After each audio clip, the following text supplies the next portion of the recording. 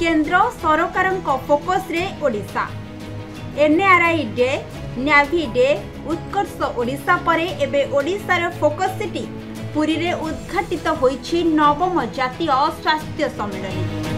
February 28 और मार्च 1 दुई दिन धरी अनुष्ठित हेबाकु थिबा एही सम्मेलन को उद्घाटन करथिले केंद्र स्वास्थ्य मंत्री जेपी नड्डा। जेपी नड्डा आह्वान देइछंती जन भागीदारी ही स्वास्थ्य सेवा क्षेत्र रे एक बड़ भूमिका ग्रहण करिछि। 2017 रु देश रे स्वास्थ्य सेवा मॉडल बदलिछि। तृणमूल स्तर रे आशा कर्मी सहयोग जोगु बदलिछि स्वास्थ्य सेवार रूपरेख। सठिक टूल किट व्यवहार साउंटिछि सफलता। 2025 सुधा टीबी मुक्त हेबो भारत। 37 कोटी लोकों को नहीं ब्रेस्ट कैंसर सर्विक कैंसर डायबिटीज उपर हेबो यूनिवर्सल स्क्रीनिंग। 2025 रे 200 हॉस्पिटल हेबो डे केयर सेंटर। आगामी दिन रे देशर समस्त जिला हॉस्पिटल हेबो day care centre मिलिबो chemotherapy.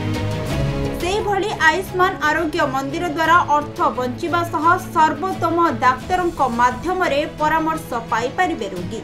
JP Nadda कहिछंती वर्ष को जातीय स्वास्थ्य मिशन जरिया रे 2000 कोटी खर्च रे सक्षम हेउछंती सरकार।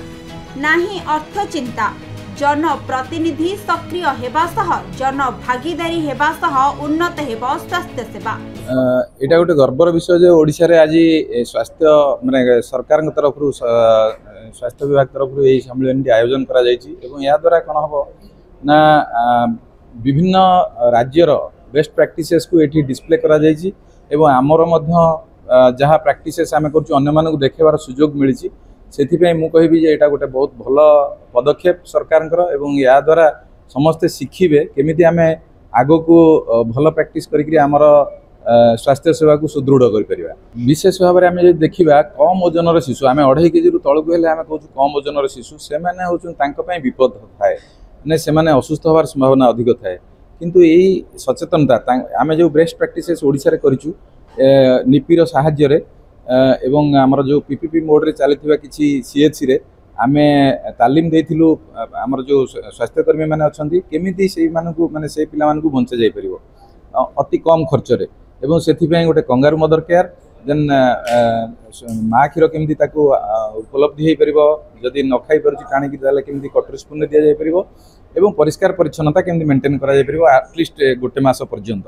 वर्तमान आमे जदि देखिबा हमर जो होम बेस्ड न्यूबॉर्न केयर अछि जहाँ को कि आमे ताकू केमिति स्ट्रेंथन करबा तार सुपरविजन जो आशा माने अछंती आशा मानकर तालीम दिया जाउची न्यूबॉर्न केयर उपरे हाई रिस्क प्रेगनेंसी आइडेंटिफिकेशन उपरे एवं से माने ठीक भाव में काम करुँच कि ना तदारख करवा बारंबार तालीम देवा मनकर मासक गोटे ट्रेनिंग दिहला पुणी 2 मास पर पुणी तालीम देवा बारंबार तालीम प्रदान कले कॉन्फिडेंस लेवल बढ़े एवं से माने काम करने सठिक भाव में काम कर पारंती।